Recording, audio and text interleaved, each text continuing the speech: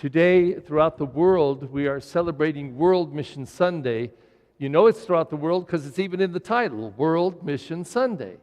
Every church, theoretically, is celebrating the missions and our mission work and our support for the missions.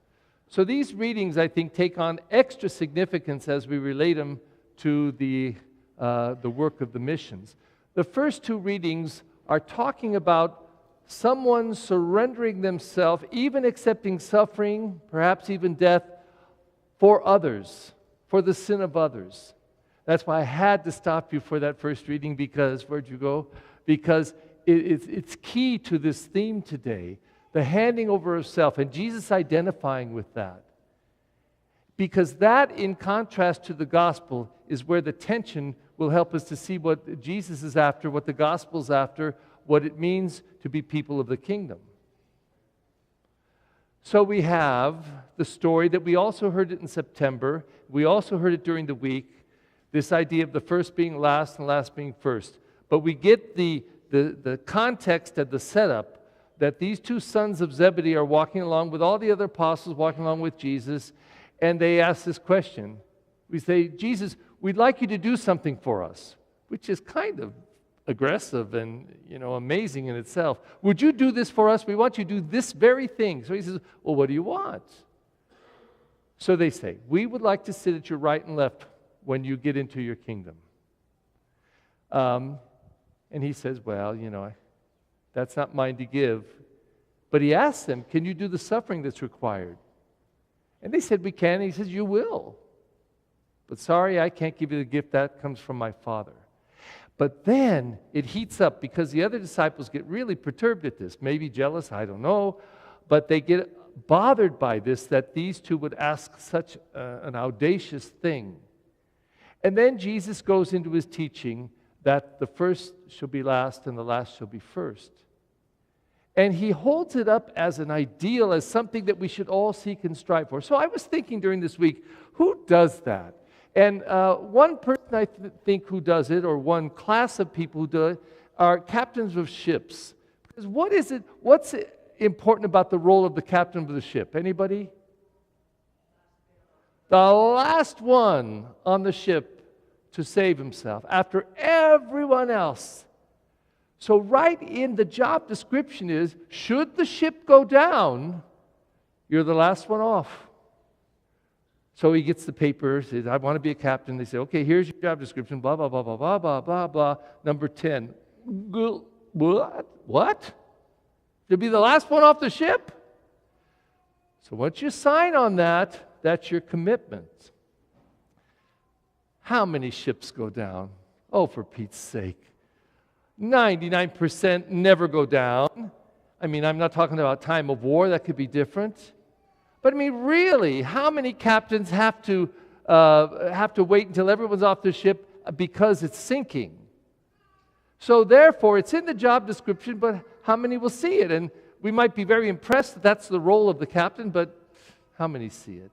There are a lot of other people who do it better, like police and sheriffs and paramedics and doctors and nurses who put themselves out, who are firemen and women, are willing to put their lives at risk for others, and they know it. It's in their DNA of their role. If there's a house on fire and I can save someone, I have to risk my life for them if it's possible. Now that's pretty impressive, but captain of a ship? Well, I'll tell you what would impress me of a captain of the ship, not only if he did do what he said he would do, be the last one off and save everyone else first that was savable.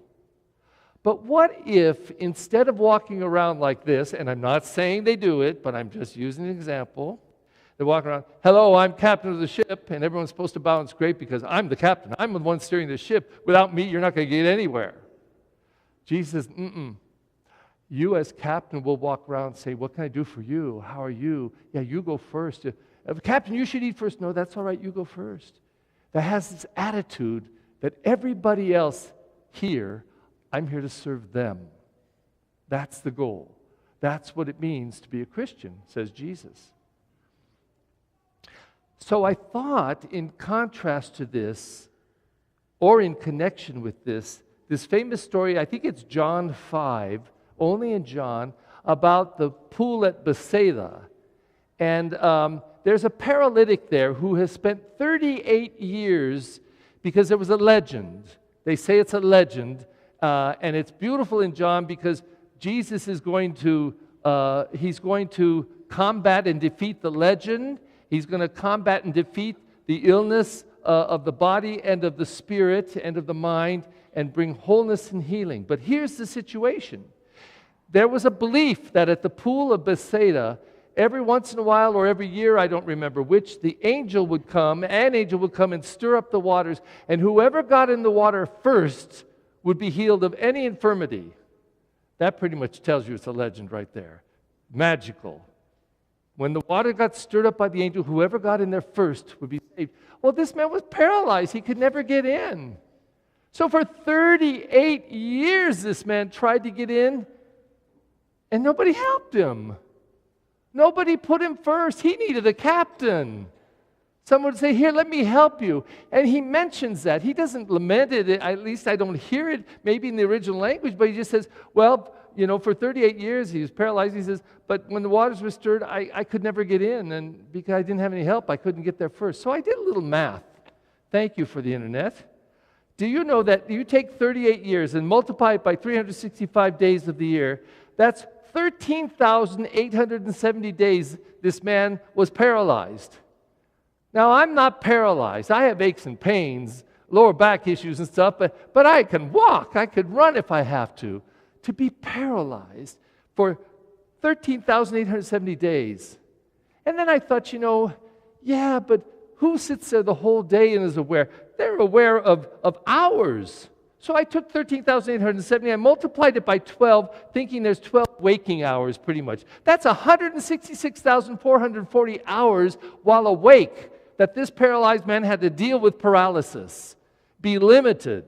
So then I thought, well, no, I shouldn't cheat those other 12 hours. So I multiplied 24, and it's 232,880 hours that person had to sit in their paralysis and not be able to function like everyone else. And nobody would help him. All he was saying in one of those 232,880 hours, could you just get me in the water once for the one time in my 38 years, please? Nobody would do it. And then I thought, it's not even hour by hour. It's really minute by minute. When somebody has chronic pain, is paralyzed, can't function, can't do ordinary things, every minute they notice it. So I multiplied it by 60. 9,986,400 minutes this man struggled with his paralysis. And nobody would put him first. Nobody would help him. If Jesus could have done the math, he probably could have. I think he would have said the same. Wasn't there anybody out there? And this shows you the importance of our willingness to put others first. What would it have meant to this person if somebody had cared enough to say, let me help you? Oh my God, I'll wait with you until those waters move, and I guarantee you I'll get you in there first. We're going to get you well. Wouldn't it be nice to have someone have your back like that? So it's obvious for the person receiving the help, the person who's last, who suddenly becomes first because the person who was first makes him first and takes the last place. We can see the obvious benefits of that for the receptor of that kind of love and kindness and service. But what does it do for the person who was first to become last? Is there any benefit to that? Why would Jesus hold this up as ideal? Is he only concerned about the people being served? Oh, I don't think so.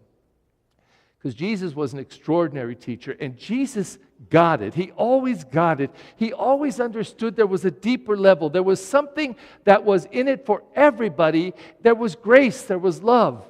And the very definition of grace that we understand in our faith is that it's undeserved. It's a gift. We cannot earn grace. So if I'm nice to you, and then I'm double nice to you, triple nice to you, quadruple. I don't get quadruple grace because I did any of that. It's a gift from God. In fact, God is gracing me when I'm not even paying attention. And if I'm saying, God, I hate you, I'm just using an example. God, I hate you. He's gracing me, calling me in that. calling me in my sin. He's sprinkling His love and grace all over me, inviting. God is love, always. He never turns it off. The spout never gets dry.